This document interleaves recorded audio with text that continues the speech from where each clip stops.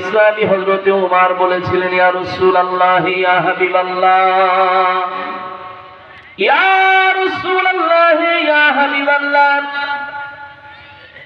আমি ওমর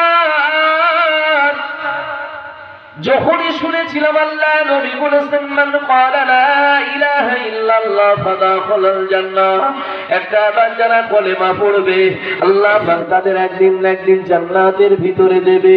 এই কথাগুলো মানুষের কাছে প্রচার করার জন্য যাচ্ছিল, আমি তাদেরকে বাধা দিয়ে ফিরিয়ে দিয়েছিলাম, না চলে যাও, এটা প্রচার করা লাগবে না, প্রচার করা লাগবে না। বাবা ওমর, কিসের জন্য তুমি ফিরিয়ে দিলে বাবা? ইয়া রাসূলুল্লাহ, ইয়া হাবিবাল্লাহ, যদি আজকের মানুষগুলো শুনতো যদি কলেমা পড়লে জান্নাতে যাওয়া যায়, ওই মানুষটার কাছে নামাজের মর্যাদা থাকবে না, ওই মানুষের কাছে কলেমার শুধু মর্যাদা থাকবে, ওই মানুষের কাছে রোজার মর্যাদা থাকবে না, ওই মানুষের কাছে হজের মর্যাদা থাকবে না, ওই মানুষের কাছে যাকাতের মর্যাদা থাকবে না।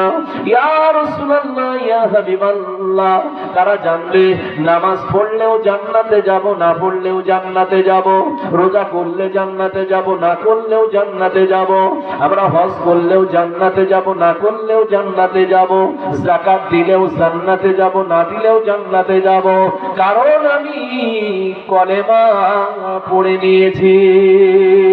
সুবহানাল্লাহ।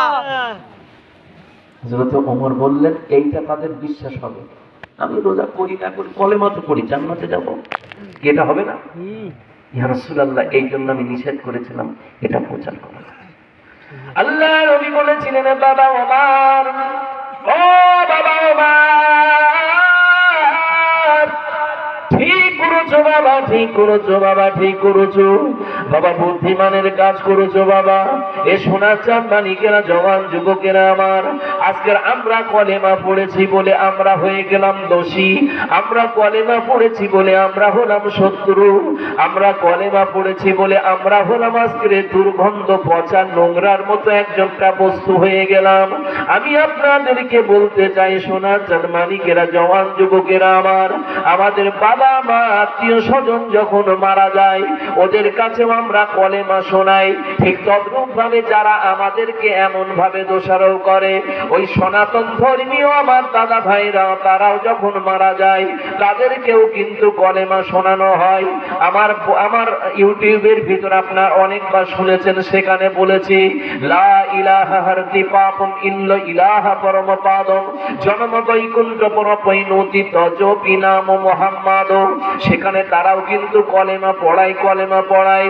এ সোনার চাঁদ মানিক জওয়ান যুবকেরা আমার, তারাও পড়ে, আমরাও পড়েছি, তারাও পড়ে, আমরাও পড়েছি।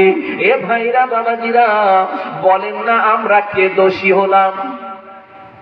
সবাই তো পড়েছি, তার শুধু আমরা দোষী না। যদি কলেমা পড়ে অপরাধ করে থাকি তাহলে নিঃসন্দেহে শুধু আমরা দোষী না।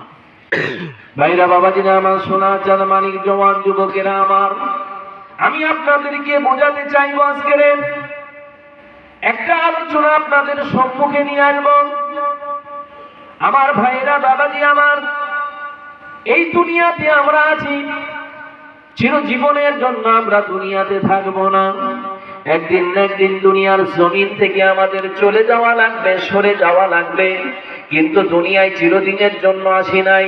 যে যে ধর্ম পছন্দ করেছে, যে ধর্মে আছে সে ধর্মে থাকবে। কিন্তু আমরা ইন্না দীনা ইনদাল্লাহিল ইসলাম, তামাম পৃথিবীর শ্রেষ্ঠ ধর্মকে আল্লাহ পাক আমাদের কাছে, এই ধর্মের ভিতর আল্লাহ আমাদেরকে দিয়েছেন। আল্লাহ পাকের দরবারে আমরা লাখো শুকরিয়া আদায় করি যে আল্লাহ আমাদের ঈমানের ঘরে, ইসলামের ঘরেতে দিয়েছেন। জোরে বলুন সুবহানাল্লাহ, আর একটু মহব্বতে বলেন সুবহানাল্লাহ। আমার প্রিয় ভাইরা, দোষী হলাম কোথায়? আমরা কোরআন মানার কারণে। দোষী হলাম কোথায়? রাসূলের মহব্বত করার কারণে। দোষী হলাম কোথায়? রাসূলের হাদিস পাক্কা ফলো করার কারণে। দোষী হলাম কোথায়? সুন্নাতের উপরে আমল করার কারণে।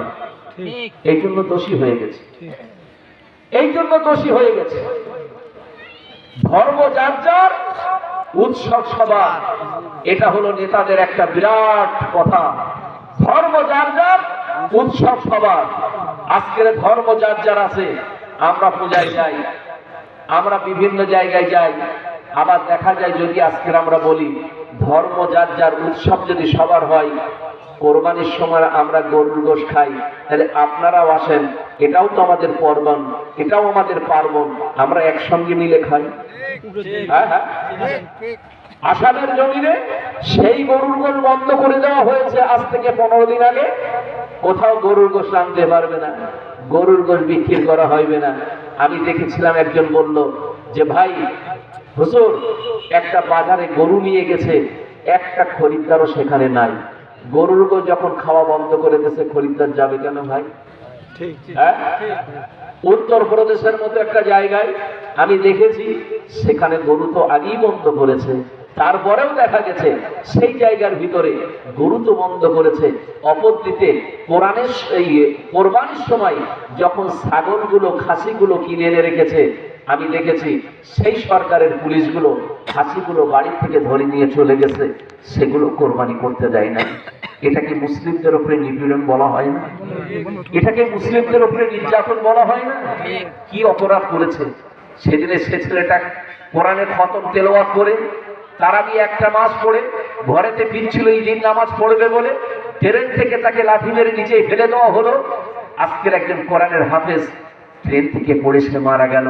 কি অপরাধ করেছিল বাবা, কি ক্ষতি করেছিল?